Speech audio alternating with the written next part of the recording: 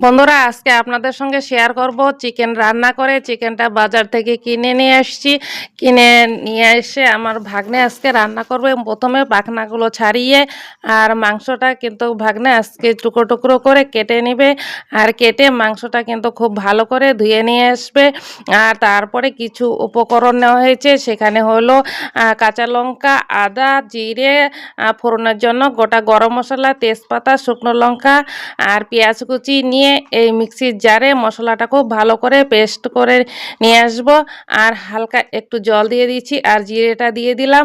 এখন পেস্ট করে নিয়ে আসলাম, পেস্ট করে নেওয়া হয়ে গেছে। এখন একটা কড়াতে দিয়ে দিব শুকনো লঙ্কা, গোটা জিরে, গরম মশলা দিয়ে আর এরপরে দিয়ে দিচ্ছি টমেটো কুচি। টমেটোটা লাল করে ভাজা হয়ে গেছে। এখন পেঁয়াজ কুচি দিয়ে দিলাম, দিয়ে দিব গোটা রসুন, দিয়ে খুব ভালো করে লাল করে ভেজে নিব। এরপরে